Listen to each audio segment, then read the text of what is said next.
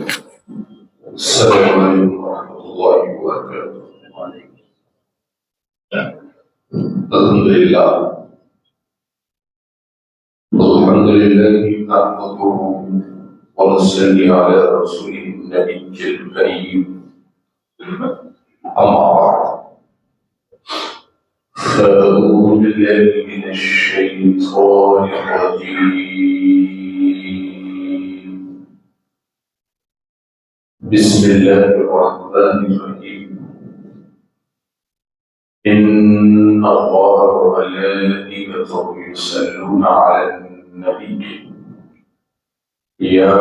أيها الذين آمنوا صلوا عليه وسلموا تسليما،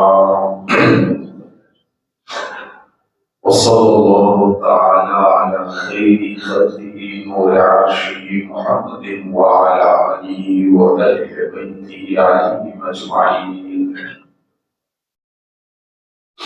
حضرات محترم، الحمدللہ اللہ رب العزت کا کرم ہے کہ اس پاک پروردگار کے کرم سے آج ہم یہاں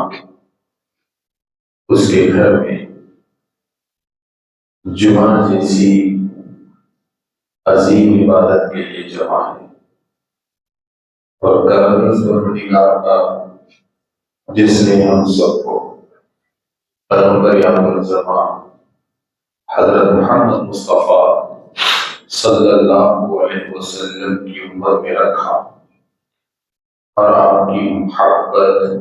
و آپ کی اطاعت کو ہم سب کے لیے ذریعہ نجات بنائے۔ میرے دوستو، ماہ رمضان المبارک کا آغاز ہو چکا ہے اور آج رمضان کا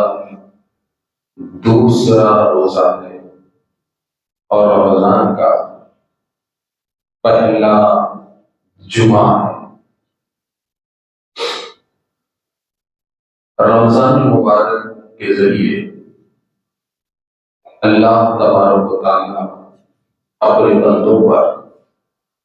بہت ہی بڑا کرم کرتا ہے، اور یہ رمضان یہ روزوں کا مہینہ ہے، اور یہ جو روزے ہیں یہ ہر امت میں چلتے ہوئے آئے ہیں۔ فرق وقت میں تھا دوسری امتوں میں اور تعداد میں فرق تھا، مگر روزے ہر نبی کے دور میں رہے، روزے ہر امت میں رہے، مگر پچھلی امت کے لوگوں میں اور ہمارے روزوں میں فرق صرف سحری کا ہے، یعنی کہ پچھلی امتوں میں روزے ایسے گزرے کہ جن میں سحر نہیں تھی، صرف افطار سے افطار کا روزہ رہتا تھا، اور جب افطار کر لیتے کھانا کھا لیتے، اور کھانا کھانے کے بعد پھر رات میں کوئی چیز کھانے کی ان کو اجازت نہ تھی۔ تو میرے دوستو، ہر دور میں روزے چلے آئے ہیں، اور پچھلی امتوں سے لے کر آج تک ہر بندہ روزوں کے ذریعے اللہ رب العزت کا قرب حاصل کرتا رہا ہے، اور تمام عبادتوں میں روزہ ہی ایک ایسی عبادت ہے جس کے ذریعے اللہ تبارک و تعالیٰ سے بندہ بہت قریب ہو جاتا ہے۔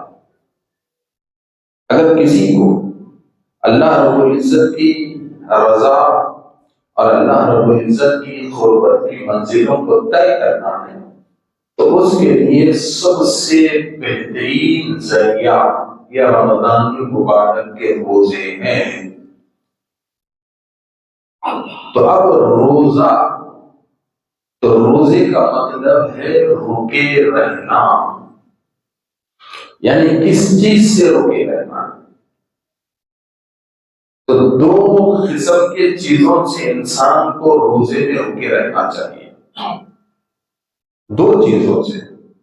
رکے رہنا چاہیے، ظاہری اور باطنی، ان دو چیزوں سے انسان کو رکے رہنے کا نام روزہ ہے۔ مثال کے طور پر روزہ یعنی رکے رہنا، کس چیز سے رکے رہنا؟ کھانے سے رکے رہو، پانی سے رکے رہو، اور ایسی شے سے رکے رہو جس شے سے تمہاری زبان پر نمی پیدا ہوتی ہو، ایسی چیزوں سے تم وقت افطار تک رکے رہو، اور تمہارا مقصد اللہ اور اس کے رسول کی رضا ہو، ٹھیک ہے؟ اور پھر دوسری چیز کہ رکے رہنا، تو کس چیز سے رکے رہنا؟ تو میرے دوستو، روزہ کھانے اور پانی سے رکے رہنے کا نام تو ہے، مگر روزہ جس چیز سے کامیاب ہوتا ہے، روزہ جس چیز سے کامل ہوتا ہے، روزہ جس چیز سے مکمل طور پہ سنورتا ہے، روزہ جس چیز سے قبولیت کے درجے پہ پہنچتا ہے، وہ چیز ہے کہ تم جس طریقے سے رمضان کے 30 دن کھانے اور پانی سے رکے رہتے ہو، اسی طریقے سے، اسی سختی کے ساتھ، اسی اہتمام کے ساتھ حالت روزے میں تم اپنے دل کو برے خیال سے بھی ہمیں روکنا ہے، دل کو برے خیال سے بھی ہمیں روکنا ہے، آنکھوں سے برائی دیکھنے سے بھی ہمیں روکنا ہے، کانوں سے برائی سننے سے بھی ہمیں روکنا ہے، ہاتھوں سے برا کرنے سے بھی اپنے ہاتھوں کو محفوظ رکھنا ہے، اور پیروں سے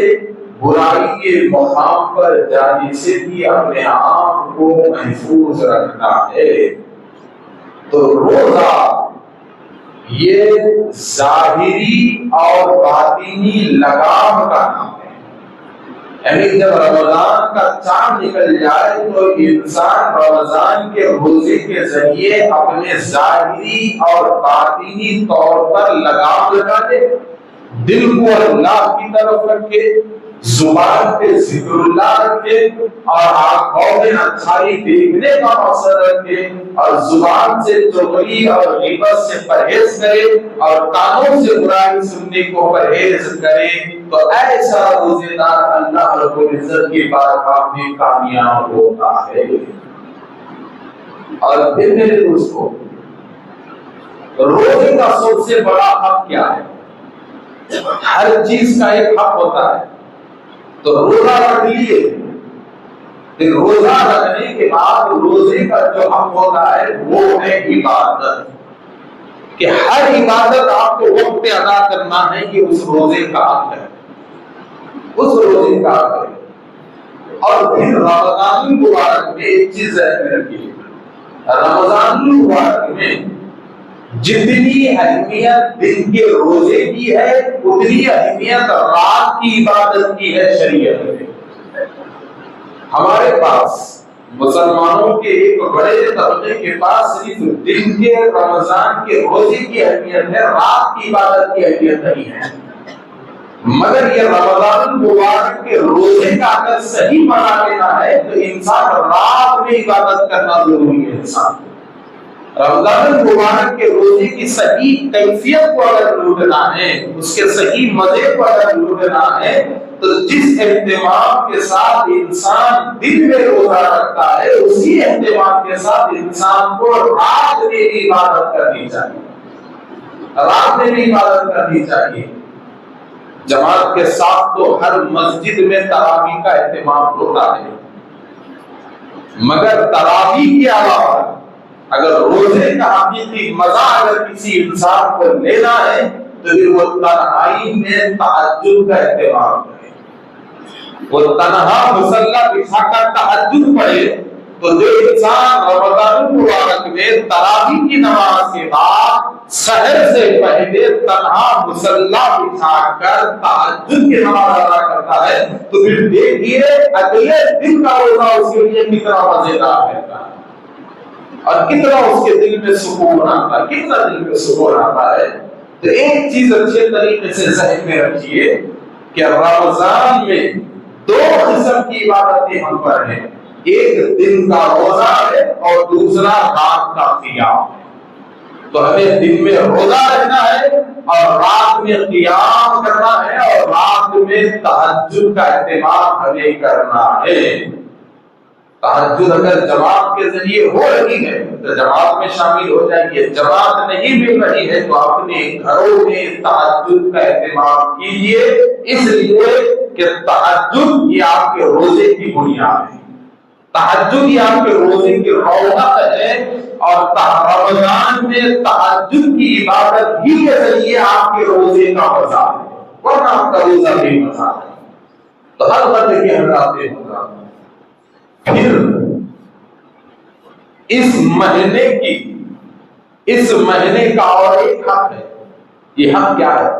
آقائے عالم صلی اللہ علیہ وسلم نے فرمایا کہ یہ رمضان صبر والا مہینہ ہے، اور انسان کو اس مہینے میں ہر طریقے کا صبر کرنا چاہیے، ہر معاملے میں صبر کرنا چاہیے، اور ہر جگہ صبر کرنا چاہیے، ہر جگہ صبر کرنا چاہیے۔ اور ایک چیز ذہن میں رکھیے، ایک چیز ذہن میں رکھیے کہ جو رمضان المبارک کا جو مہینہ ہے نا، جہاں تک میں سمجھاؤں، میں اپنا خیال آپ کو بتا رہا ہوں کہ جو رمضان کے یہ جو 30 دن ہے نا، یہ 30 دن کیا ہے آپ کو معلوم ہے؟ میں کتنا صحیح ہوں اور کتنا غلط ہوں یہ سمجھنے کے یہ 30 دن ہے۔ میں کتنا صحیح ہوں اور میں کتنا غلط ہوں یہ سمجھنے کے یہ 30 دن ہے۔ میرا دماغ کتنا اچھا ہے اور میرا دماغ کتنا خراب ہے، میرا دل اچھائی کی طرف کتنا ٹکا ہوا ہے اور میرا دل برائی کی طرف کتنا ٹکا ہوا ہے، یہ سمجھنے کے لیے یہ 30 دن ہے کہ اپنی حقیقت کیا ہے، اپنے میں برائی کتنی ہے، اپنے میں برائی کتنی ہے، یہ سمجھنے کے لیے 30 دن ہے۔ اب وہ کیسے بولیں گے؟ تو سنیے، بات بڑی مشہور ہے، شرعی قانون بھی ہے، شریعت بھی ہے، خدائی اصول بھی ہے کہ شیطان سب کو گمراہ کرتے رہتا ہے، شیطان سب کو گمراہ کرتے رہتا ہے، اور شیطان سب کو اچھائی سے روکتے رہتا ہے، اور شیطان اللہ کے بندوں کو نیکی سے روکنے کی ہر ممکن کوشش کرتا ہے۔ تو سال کے 11 مہینے یوں سمجھ لو کہ آپ مسجد سے دور رہے تو شیطان کے فریب میں تھے، ٹھیک ہے، سمجھ لو شیطان کے فریب میں تھے۔ سال بھر آپ 11 مہینے آپ اچھائی سے دور تھے تو شیطان کے فریب میں تھے۔ دل کی تسلی کے لیے بات کر رہا ہوں کہ سمجھ لو مثال ہے، 11 مہینے آپ قرآن سے دور تھے تو سمجھ لو کہ شیطان کے فریب میں تھے۔ 11 مہینے آپ سود کا کاروبار کرتے رہے تو سمجھ لو شیطان کے فریب میں تھے، ٹھیک ہے، مگر اب اللہ اور اس کے رسول نے دنیا میں اعلان کر دیا، حدیث شریف ہے کہ جیسا ہی رمضان کا چاند نکلتا ہے تو شیطان انسان سے ہٹ جاتا ہے، شیطان مکمل طور پہ غائب ہو جاتا ہے، اور بندے اور خدا کے بیچ میں اب کوئی تیسرا رہتا ہی نہیں جو بھٹکا سکے۔ جو چیز بھٹکا رہی تھی وہ تو ہٹ گئی، اور اب بندے اور خدا کے بیچ میں کوئی چیز ہی نہیں رہی۔ تو اب تھوڑا سوچنا چاہیے کہ میرے اور اللہ کے بیچ میں اب کوئی تیسرا بھٹکانے والا نہیں ہے، مگر پھر بھی میں قرآن نہیں پڑھ رہا ہوں، اس کی کیا وجہ ہے؟ تھوڑا سوچنا ہے کہ بندے اور میرے بیچ میں اب تو بھٹکانے والا تو اللہ، اور میرے بیچ میں اب تو بھٹکانے والا 30 دن کے لیے خیر ہے، پھر بھی میرا دل نماز کی طرف نہیں جا رہا ہے، آخر وجہ کیا ہے؟ ایسے کئی لوگ ہیں، ایسا سوچنا چاہیے رمضان المبارک میں ہم کہاں تک صحیح ہے۔ یہ جستجو اور غور کرنے والا مہینہ ہے، غور کرنے والا مہینہ ہے۔ تو حضرات محترم، جب شیطان ہی اب ہمارے درمیان نہیں ہے تو ہم کئی مسلمانوں کو دیکھتے ہیں کہ وہ رمضان میں نہ تو مسجد میں آ رہے ہیں، نہ رمضان میں نہ وہ روزے رہ رہے ہیں، رمضان میں نہ وہ قرآن پڑھ رہے ہیں، نہ رمضان میں وہ اچھائی کی باتیں کر رہے ہیں، تو آپ انہیں کیا کہو گے؟ انہیں آپ کیا کہو گے؟ اور حالت روزے میں اگر ہم وسوسے کا شکار ہوئے تب ہمیں کیا سمجھنا چاہیے کہ وسوسے ڈالنے والا تو اب شیطان نہیں رہا، مگر پھر بھی غلط خیال دماغ میں آ رہا ہے حالت روزے میں، پھر بھی حالت روزے میں غلط باتیں کبھی کبھار نکل رہے ہیں، تو کیا سمجھنا چاہیے؟ تو یہ سمجھنا چاہیے کہ میرا نفس کتنا برا ہو چکا ہے، میرا خیال کتنا برا ہو چکا ہے۔ تو ماہ رمضان المبارک کے روزے بہترین ذریعہ ہے دل اور دماغ کو فلٹر کرنے کا۔ رمضان المبارک اپنے آپ کے مراقبے کا ایک بہترین ذریعہ ہے کہ میرا دل کتنا بیمار ہو چکا ہے، میرا ذہن کتنا بیمار ہو چکا ہے، یہ دیکھنے کا بہترین ذریعہ ہے ماہ رمضان المبارک کے روزے، یہ بہترین ذریعہ ہے۔ اور سمجھنے والی بات ہے کہ جب بھٹکانے والا ہی نہیں ہے تو پھر بھٹکتے بھٹکتے 30 دن نظر آ رہی ہے، تو پتا چلا کہ اس سے زیادہ قصور ہمارا ہے جو ہم سدھرنا ہی نہیں چاہ رہے ہیں، جو ہم اللہ کے قریب آنا ہی نہیں چاہ رہے ہیں۔ تو ہر قدر کے حضرات محترم، اب دیکھیے تیسری بات کہ اس مہینے میں صبر چاہیے، اور اللہ تبارک و تعالی صبر کا زیادہ امتحان حالت روزے میں ایک انسان سے لیتا ہے۔ صبر کا امتحان، صبر چاہیے۔ اور کیسا صبر چاہیے؟ تو رسول اکرم صلی اللہ علیہ وسلم ارشاد فرماتے ہیں کہ اگر تم مالک ہو اور تمہارے ہاتھ کے نیچے نوکر ہیں تو پھر اس نوکر کے ساتھ رمضان کے مکمل 30 دن تمہارا بڑا ہی محبت اور شفقت والا رویہ ہونا چاہیے، بڑا محبت والا رویہ ہونا چاہیے۔ تو گویا کہ یہ جو رمضان ہے یہ پیار اور محبت کو بانٹنے والا مہینہ ہے، یہ خرید کرنے والا مہینہ ہے، یہ خوشیوں کو بانٹنے والا مہینہ ہے، یہ تفرقوں کو مٹانے والا مہینہ ہے، یہ دل کی بے چینی کو ختم کر کے دل کو صبر اور اطمینان اور سکون کا گھر بنانے والا مہینہ، یہ ماہ رمضان مبارک کا یہ مقدس مہینہ ہے۔ تو میرے دوستو پھر دیکھیے کہ صبر حقیقت میں بہت صبر کا امتحان اس مہینے میں ہوتا ہے، اور کئی لوگ ہیں یعنی کہ ایک وقت ایسا بھی گزرا 3-4 سال پہلے کی بات ہے کہ مئی کے 7 مہینے میں رمضان آیا، مئی کے 7 مہینے میں ایسی دھوپ ایسی دھوپ ایسی دھوپ، تو اس وقت بہت امتحان تھا صبر کا، اللہ کے بندوں کے بہت امتحان تھا، مگر الحمدللہ اللہ کے یہ بندے اس وقت بھی صابر بنے رہے اور اللہ کی بارگاہ کے امتحان کے لیے ٹھہرے رہے، اور انہوں نے مکمل اپنے 30 روزوں کو ادا کیا۔ 30 روزے بڑی ہی جستجو کے ساتھ سخت گرمی میں بھی رہے، سخت گرمی میں رہے۔ تو میرے دوستو یاد رکھو، یہ بدلتا ہوا موسم بھی ایک امتحان ہوتا ہے روزوں کے لیے،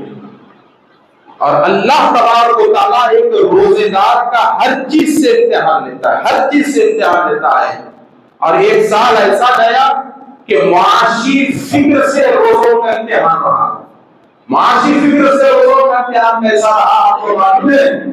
کہ عید بھی اسی ہفتے میں آئی اور بچوں کے اسکولز بھی اسی ہفتے میں آئے کہ کتابیں خریدنا ہے، فیس بھرنا ہے، کپڑے لینا ہے، فلاں لینا ہے، ایسے لینا ہے۔ تو یاد رکھو، تو عام بات بتا رہا ہوں کہ رمضان المبارک میں یہ 30 دنوں میں کسی قسم کے امتحان میں بندہ مبتلا ہو سکتا ہے، تو نہ شکوہ زبان پر چاہیے، نہ گلہ زبان پر چاہیے، بلکہ صبر کا مجسمہ بن کر مکمل 30 روزے الحمدللہ الحمدللہ کہہ کے نکالنا چاہیے۔ تو اللہ تبارک و تعالیٰ سال بھر کے لیے ہمارے قدم کو کامیاب کرے گا، سال بھر کے لیے کامیاب کرے گا۔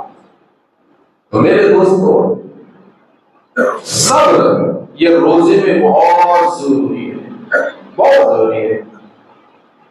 کاروبار کے معاملے میں بھی آپ کے پاس صبر ہونا چاہیے،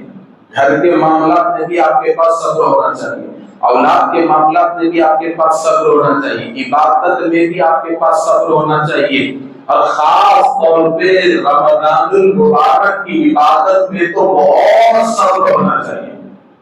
کچھ لوگ ایسے ہیں جو رمضان کی عبادتوں میں، رمضان کے نمازوں میں بے صبری کرتے ہیں، اور مسجد کے باہر امام کی شکایتیں کرتے ہوئے نظر آتے ہیں کہ ارے یار وہ کیا ہے، روزے کی حالت میں ہے، مسجد بھری ہوئی ہے، امام صاحب اتنا لمبا سورہ پڑھا دیتے ہیں۔ ایسے کئی لوگوں سے میں نے رمضان میں سنا ہے کہ حالت روزے میں ہے، امام صاحب کے پیچھے اتنے بڑے لوگ اتنا لمبا سورہ پڑھا دیے۔ ارے بھائی، لمبی نماز خدا کے دربار میں نہیں تو اور کہاں پڑھو گے؟ مسجد کو رمضان کے مہینے میں ٹائم نہیں دو گے تو پھر کب دو گے؟ 2 منٹ رکعت لمبی ہو گئی تو مصلیوں کے شان میں گستاخی ہو گئی کہ نماز لمبی ہو گئی، روزے میں تھے، نماز لمبی ہو گئی تو آپ روزہ رہ کر کسی پہ احسان نہیں کر رہے، آپ اپنا فریضہ ادا کر رہے ہیں، اور امام صاحب مصلی پہ اپنی ذمہ داری ادا کر رہے ہیں، اور ہر امام کو معلوم ہوتا ہے کہ کون سی نماز میں کون سا سورہ پڑھنا ہے اور رمضان میں کس طریقے سے مصلیوں کی نماز پڑھانا ہے، یہ ہر امام کو اس کے قوانین معلوم ہوتے ہیں۔ مگر نماز کے معاملے میں رمضان کے مہینے میں خاص طور پہ مسلمانوں کو صبر ہونا چاہیے، اس لیے کہ یہ ایک ایسا مہینہ ہے جس میں عبادت دل کھول کے کرنا چاہیے۔ اگر غلطی سے رکعت لمبی ہو گئی، آج کل تو کوئی پڑھا رہا بھی نہیں، لوگ اتنے بیزار ہو گئے کہ کوئی امام لمبی رکعت پڑھانا پسند ہی نہیں کرتا، اتنے بیزار ہو گئی قوم۔ مگر شوق لمبی رکعتوں کا رمضان میں رکھو، شوق لمبے قیام کا رمضان میں رکھو، شوق لمبی تسبیحات کا رمضان میں رکھو، اور آج بھی اگر نفل نماز تراویح میں گھر میں پڑھ رہے ہیں تو بڑے بڑے سورے پڑھو، روتے ہوئے پڑھو، آنکھوں میں آنسو لاتے ہوئے پڑھو، خوف خدا رکھتے ہوئے پڑھو، اللہ رب العزت کے خوف سے کانپتے ہوئے آپ سجدہ کرو، یہ مزہ ہے رمضان مبارک کا۔ تو ہر فرد کے میرے دوستو ذرا دیکھیے کہ اللہ تبارک و تعالیٰ کس طریقے سے اللہ تبارک و تعالیٰ امتحان لیتا ہے، اور صبر کتنا اہم ہے ایک بندے کو اللہ رب العزت کی بارگاہ میں کامیاب ہونے کے لیے۔ اگر اس کے پاس سے صبر نکل گیا تو اس کی بے صبری ہر عبادت کو ناکام کر دیتی ہے، اس کی بے صبری ہر سجدے کو ناکام کر دیتی ہے، اس کی بے صبری ہر روزے کو ناکام کر دیتی ہے۔ تو گزشتہ جمعہ آپ حضرات نے سنا کہ اللہ تبارک و تعالیٰ حضرت ایوب علیہ السلام کو کیسے آزمائشوں میں اللہ تبارک و تعالیٰ نے مبتلا کیا۔ جانور چلے گئے پھر بھی آپ نے الحمدللہ کہا، جاگیر چلے گئی الحمدللہ کہا، بیٹے چلے گئے الحمدللہ کہا۔ آخرکار اللہ تبارک و تعالیٰ نے شیطان کو حضرت ایوب علیہ السلام کے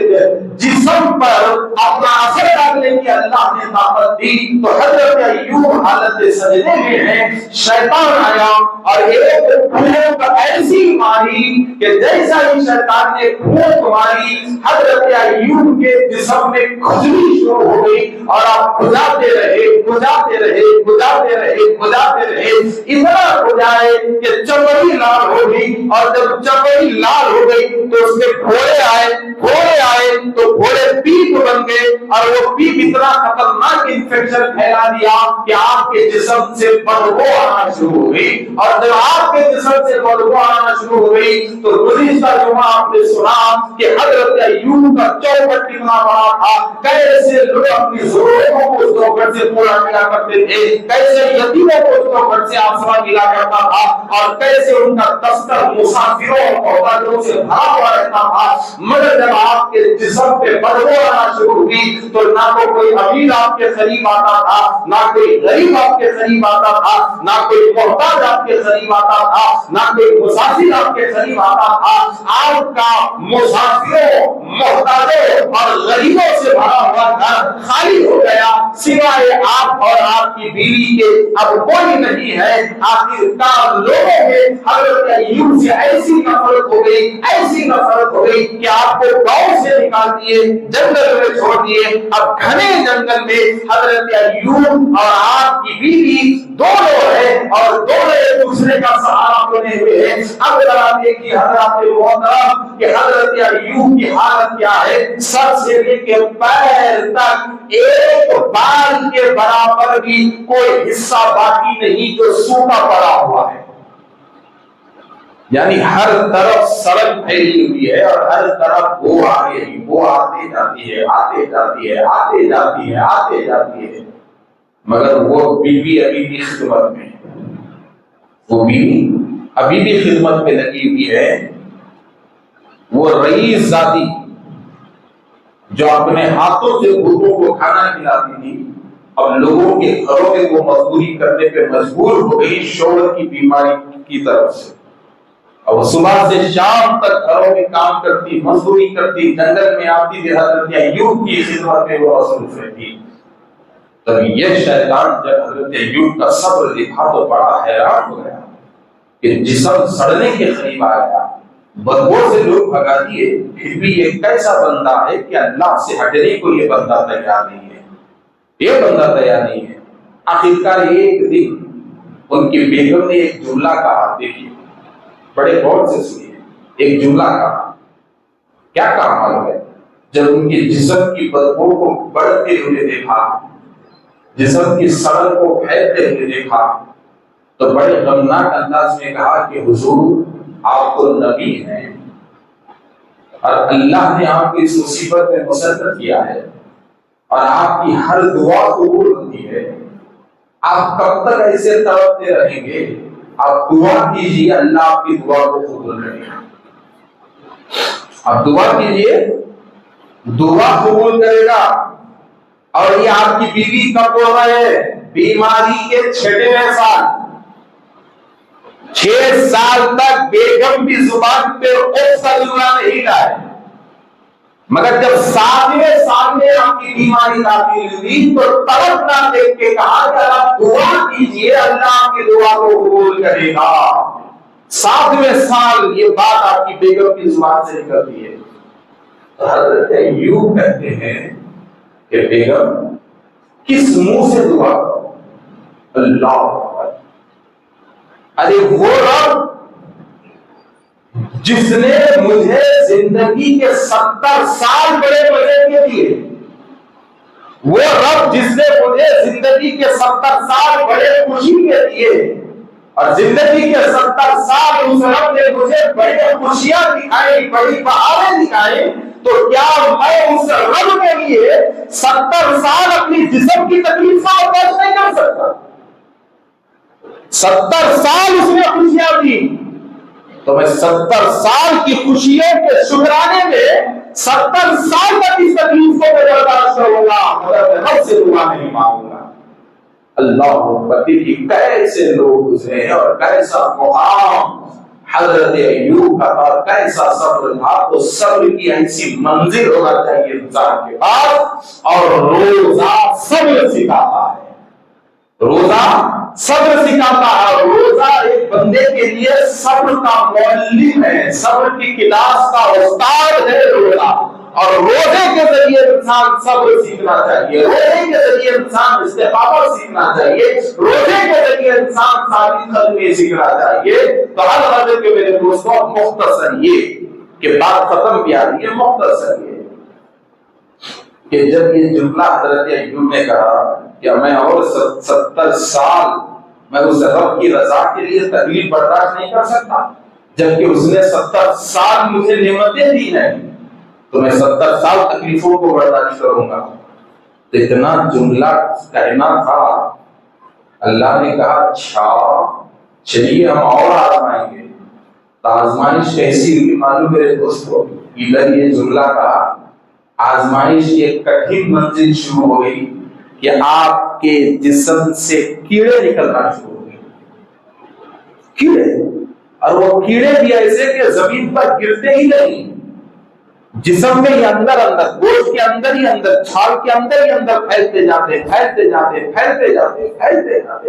جاتے ہیں اور آپ کے گوشت کو کھاتے جا رہے ہیں، کیڑے گوشت کو ختم کر رہے ہیں، کھا رہے ہیں۔ ذرا سوچو کتنی بڑی تکلیف ہوئی کہ جسم میں کیڑے پیدا ہو گئے اور وہ کیڑے گوشت کو کھا رہے ہیں،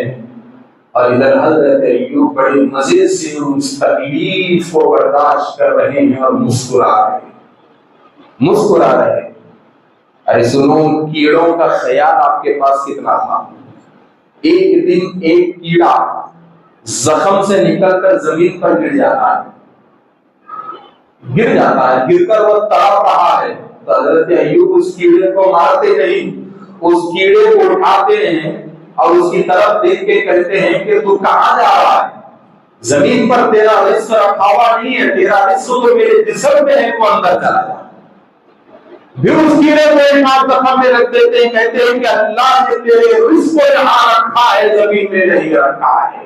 یہاں اللہ تبارک و تعالیٰ نے تیرے رزق کو رکھا ہے۔ بتائیے ایسی مثال کہیں ملی ہے سب کی؟ ایسی اللہ کی رضا کے لیے ایسی تکلیفیں برداشت کرنے والی مثال ملی ہے؟ تو ان تکلیفوں کے سامنے ہمارے 12 گھنٹے کا روزہ کیا مقام رکھتا ہے صاحب؟ جبکہ الحمدللہ اللہ کے فضل سے 12 گھنٹے پہلے ہم کھا پی کے روزے کی نیت کر رہے ہیں اور 12 گھنٹے کے بعد پھر ہم کھا رہے ہیں۔ کچھ مقامات پہ بسا اوقات 14 گھنٹے کا بھی روزہ ہو جاتا ہے موسم کے حساب سے، کبھی کبھار موسم کے حساب سے 11 گھنٹے کا بھی روزہ ہو جاتا ہے، مگر صبح سے شام تک غذا سے رکے رہنے کے لیے وقت سحر کو کھا رہے ہیں۔ اور پھر دیکھیے کہ کچھ لوگوں کا تو روزہ اتنا ماڈرن روزہ ہو گیا ہے، کچھ لوگوں کا اتنا ماڈرن روزہ ہو گیا ہے کہ افطار اور سحری کے بیچ میں کچھ گیپ ہی نہیں رہتا۔ حقیقت بات ہو، افطار اور سحری کے بیچ میں کچھ گیپ ہی نہیں رہتا۔ ایسا دکھتا ہے کہ اپنی زبان سے وہ کچھ لطیفہ بول رہے ہیں۔ میں آپ کو بولتا ہوں اس بعض لوگ ایسے بھی ہیں، کیا ہے، بیٹھ کے افطار کے دستر پہ افطاری آئی کھا لیے، حریص آئی کھا لیے، بھیوڑے آئے کھا لیے، جو بھی افطار کے دستر میں آیا آئے کھا لیے، کوئی چیز نہیں چھوڑے۔ بعد میں بھی تھوڑا ڈال لیں گے تو کیا بولتے ہیں، نہیں بھائی گھر کو جا کے کھانا کھانا ہے۔ پھر گھر کو گیا کھانا کھایا، پھر گھر کو جا کے کھانا کھانے کے بعد پھر دوستاں ملے، پھر ہوٹل میں بیٹھا پھر کھایا۔ تو ہمارے پاس کچھ ایسے ماڈرن روزے دار ہیں، وہ روزہ کب کا سمجھ میں نہیں آ رہا، کھولا کب کا سمجھ میں نہیں آ رہا، سحری کب کرا سمجھ میں نہیں آ رہا۔ تو میرے دوستو، روزے کا مطلب سحر اور افطار میں کھانا نہیں ہے، بلکہ روزے کا مطلب اللہ کی رضا کے لیے ہر چیز سے رکے رہنا ہے، ہر چیز سے رکے رہنا ہے۔ یہ سحری ایک نظام ہے انسانیت کی بقا کے لیے۔ سحری آقائے عالم صلی اللہ علیہ وسلم کا بنایا ہوا اللہ رب العزت کا قائم کرتا ایک بہترین نظام ہے انسانی جسم کو ہلاک ہونے کے لیے بچانے کے لیے۔ اور پھر روزے کا سب سے بڑا اہتمام یہ ہے کہ اتنا مت کھاؤ کہ عبادت کے لیے سستی پیدا ہو جائے، سحر میں اتنا کھاؤ کہ جسم کمزوری سے دور رہے، سحر میں اتنا کھاؤ کہ جسم کمزوری سے دور رہے، اور نہ کہ اتنا کھاؤ کہ جسم عبادت سے بیزار رہے۔ تو سحری صبح سے شام تک بھوکا رہنا ہے، اس نیت سے کھانے کا نام سحری نہیں ہے، سحری اس لیے نہیں ہے، بلکہ سحری جسم کو کمزوری سے روکنے کا نام ہے کہ صبح سے شام تک آپ کھانا نہیں کھائیں گے تو آپ کو کام بھی کرنا ہے، آپ کو دکان بھی جانا ہے، آپ کو آفس بھی جانا ہے، آپ کو اسکول کو جانا ہے، کن کن مسائل سے آپ کو گزرنا ہے پتہ نہیں ہے۔ تو سارے مسائل سے انسان گزرے گا تو ہو سکتا ہے پیٹ زیادہ وقت خالی رہنے کی وجہ سے انسان کچھ جسمانی نقصان میں مبتلا نہ ہو جائے۔ ایسے نقصانات سے روکنے کے لیے کہا گیا کہ سحری میں کچھ کھا لیا کرو تاکہ تمہارا جسم نقصان سے بچے رہے۔ ورنہ الحمدللہ مسلمان کے پاس روحانی طاقت سے بڑی کوئی طاقت نہیں ہے، اور آج تک مسلمان نہ روحانیت کو سمجھا ہے نہ روحانی طاقت کو سمجھا ہے، ہرگز نہیں سمجھا ہے۔ تو ہر غرض کے میرے دوستوں ذرا دیکھیے کہ حضرت ایوب کیڑے کو اٹھا لیے ڈال دیے، کیڑے کو اٹھا لیے ڈال دیے۔ اب تو حالت یہ ہو گئی کہ وہ اور پھیلنے لگی، بدبو اور پھیلنے لگی اور پھیلنے لگی اور پھیلنے لگی اور پھیلنے لگی اور پھیلنے لگی۔ تو چونکہ شیطان اللہ کی بارگاہ میں گزارش کیا تھا نا، ایک موقع دے میں ایوب کو بھٹکا کے بتاؤں گا، تو اللہ نے 4 موقع دیا شیطان کو بھٹکا دیکھتے ہیں، ناشکری کا جملہ نکال دیکھتے ہیں، 4 موقع اللہ نے دیا۔ جب 4 موقع شیطان کے ختم ہو گئے تو بڑا حیران ہوا، بڑا حیران ہوا، اور شیطان نے سوچا کہ ہر انسان عورت کے فریب میں آ کے بھٹک جاتا ہے، ہر انسان عورت کے فریب میں آ کے بھٹک جاتا ہے، اور میں نے ایوب کو اولاد کے ذریعے آزمایا مگر ایوب کامیاب رہے، مال کے ذریعے آزمایا گیا کامیاب رہے، جانوروں کے ذریعے آزمایا گیا کامیاب رہے، اب عورت کے ذریعے بیوی کے ذریعے حضرت ایوب کی آزمائش کا وقت آیا۔ ایوب،